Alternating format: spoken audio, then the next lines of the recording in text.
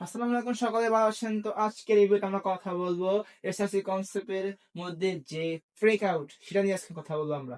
তো ফ্রেক আউটটা অনেক ইম্পর্টেন্ট একটা কনসেপ্ট আমাদের এসএসসি তে। তো এটা অনেক মজাদার একটা জিনিস যা আপনি এখনই বুঝতে পারবেন। তো কথা না বলে শুরু করা যাক আজকের ভিডিও। তো মনে করেন মার্কেট একটা সাপোর্টে আছে। ওকে, মার্কেট ডাউন ট্রেন্ড একটা সাপোর্ট মেক করলো। তো এখানে একটু কারেকশন করে নিই, দাঁড়ান। ওকে, মার্কেট এখানে একটা ডাউন ট্রেন্ডে আছে। তো এটা মনে করেন এখানে একটা ক্যান্ডেল মেক করলো। ওকে, তো ক্যান্ডেল মেক করার পরে সাপোজ মার্কেট একটু আপে গেল।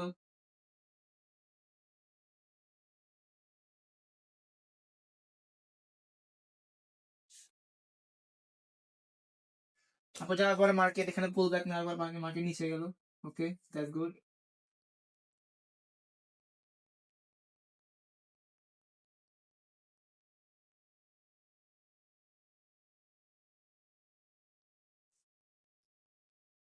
তো মনে করেন মার্কেট এখানে একটা সাপোজ 30 মিনিটে 40 পিপস রেঞ্জ, একটা রেঞ্জের মধ্যে আছে। ওকে, মার্কেট এখানে মনে করেন ডাউন ট্রেন্ডে ছিল, মার্কেট পুল ব্যাক নিয়ে মার্কেট নিচে গেল। ওকে, তো যেহেতু মার্কেট নিচে গেল, তখন আমি আপনাদেরকে বলি দেখেন দেখেন মার্কেট এখান থেকে কিন্তু যে 30 মিনিটের সাপোর্টটা ছিল, 30 মিনিট সাপোর্ট ওটাকে ব্রেক করছে এই একটা হিউজ ক্যান্ডেল। ওকে, হিউজ ক্যান্ডেল ব্রেক করতে পারে অথবা দুইটা তিনটা ক্যান্ডেলের মাধ্যমে ব্রেক করতে পারে। তো সেটা আমাদের দেখার বিষয় না, আমাদের দেখার বিষয় হচ্ছে যেমন মার্কেট এখানে যখন ব্রেক করলো, তখন আমরা এখানে জানি যে মার্কেট এখানে এখন মার্কেট যেহেতু সাপোর্ট ব্রেক করলো, মার্কেট এখন কন্টিনিউয়াসলি ডাউনে যাবে। তো ডাউনে যাওয়ার পরে এখানে অনেকে কি করবে, একটা ট্রেড এক্সিকিউট করবে কি জন্য, ডাউনের জন্য। মানে তারা এক্সপেক্ট করবে যে মার্কেটে হয়তো এরকম একটা ক্যান্ডেল মেক করবে ডাউনের জন্য, যেহেতু সাপোর্ট একটা মেক করছে ভলিউম টাইমে। আমরা জানি ভলিউম টাইমে কোনো সাপোর্ট বা রেজিস্ট্যান্স বা কোনো রেঞ্জ ব্রেক করলে দেখা তখন এখানে হাই ফরমেশন থাকে, যে হাই প্রবাবিলিটি থাকে যে মার্কেট সেদিকে আর কি ভালো লেভেলে মুভ দেবে। তো মার্কেট কি করছে, মনে করেন ভলিউম টাইমে বেশিরভাগ ব্রেক আউট হয়। তো মনে করেন মার্কেট কি করছিল, সবাই এরকম ভাবে ভাবছিল, মানে ছিল মার্কেট এখানে যখন ক্লোজ হলো, মার্কেট এখানে তার ট্রেডটা এক্সিকিউট করলো। এখানে স্টপ লস কোথায় রাখবেন তা আমি এখন এখানে বলবো না, কারণ এখানে অনেক জটিল কিছু আছে যা আপনি এক কথা মতো বুঝবেন না।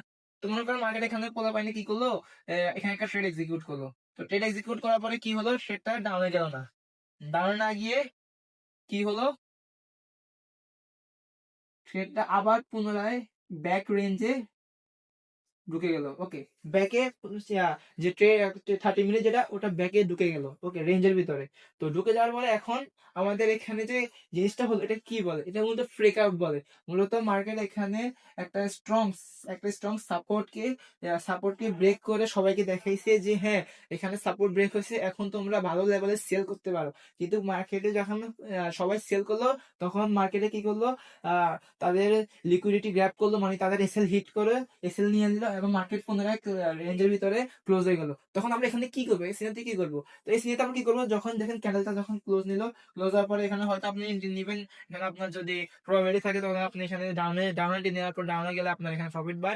এখানে যখন দেখলেন আপনি মিস করলেন বা আপনার মনে হয়েছিল যে হ্যাঁ এখানে ব্রেকআউট হতে পারে, তো যখন ক্যান্ডেলটা যখন দেখলেন যে পরবর্তী 30 মিনিট ক্যান্ডেল যেটা, সেটা আবার ব্যাক রেঞ্জে কি করলো, ক্লোজ দিল, তখন তখন আপনি আপনার এন্ট্রি নিতে পারেন। এখানে হয়তো আপনি যখন এখানে তো মার্কেট এখানে সাপোর্ট মেক করলো, সাপোর্ট মেক করার পর আপনি এখানে আপনার এন্ট্রিটা নিতে পারেন কনফার্মেশনের জন্য।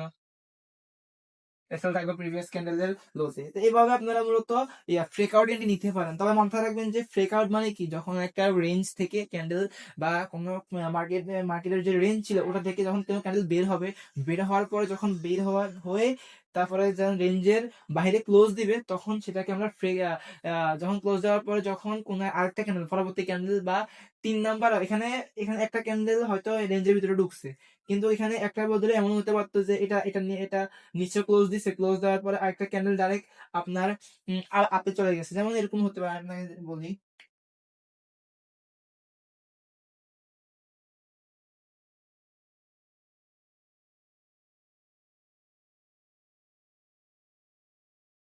এখানে এটা ক্যান্ডেলটা মনে করেন এখানে ক্লোজ দিল, ক্লোজ দেওয়ার পরে হয়তো বা সেকেন্ড ক্যান্ডেল যেটা,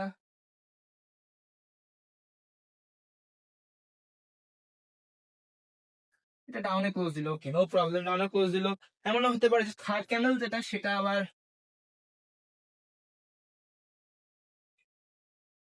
ব্যাক রেঞ্জের ভিতরে যেতে পারে, বুঝছেন? ব্রেকআউট যে কোনো ভাবে হতে পারে। এখানে পরবর্তী আপনি ইন্টারভিউ নিতে পারেন, সেটা আমি এখন কিছু বলবো না। তবে মূলত মানে ব্রেকআউট এভাবে হতে পারে, হয়তো ব্রেকআউট দেওয়ার পরে এরকম ব্রেকআউট দেওয়ার পরে হয়তো একটা ক্যান্ডেলের মাধ্যমে ব্রেকআউট দেখাবে, দুটা ক্যান্ডেলের মাধ্যমে দেখাবে, তিনটা ক্যান্ডেলের মাধ্যমে দেখাবে। তো এভাবে মূলত যে আপনার মার্কেটে ব্রেকআউটটাকে আইডেন্টিফাই করবেন, বুঝছেন? এভাবে আপনারা ব্রেকআউটটাকে আইডেন্টিফাই করবেন। আর এটা মূলত ডাউন ট্রেন্ডে দেখাচ্ছি, আপ ট্রেন্ডও একই রকম হয়। আপ ট্রেন্ডও সেম কাজ, হয়তো বা যে আপ ট্রেন্ডে এরকম একটা ক্যান্ডেল ব্রেক হলো, বা দুটা ক্যান্ডেল একটা সাপোর্ট বা রেজিস্ট্যান্স কে ব্রেক করলো, ব্রেক করার পরে তখন একটা ক্যান্ডেল হঠাৎ করে মার্কেটের ভিতরে ঢুকে গেল, মানে রেঞ্জের ভিতরে ঢুকে গেল, তখন আপনি হয়তো ব্রেকআউট নিতে পারেন, বা মানে ওটা রেঞ্জের ভিতরে ঢুকার জন্য হয়তো বা দুইটা থেকে তিনটা ক্যান্ডেল মেক করলো। মূলত এভাবেই মূলত হয়ে থাকে এখানে ব্রেকআউট। ওকে, তো আশা করি আপনারা বুঝতে পারছেন এভাবে মূলত ব্রেকআউটটা হয়ে থাকে। তো যদি ভিডিওটা ভালো লাগে তাহলে অবশ্যই লাইক করে দিবেন।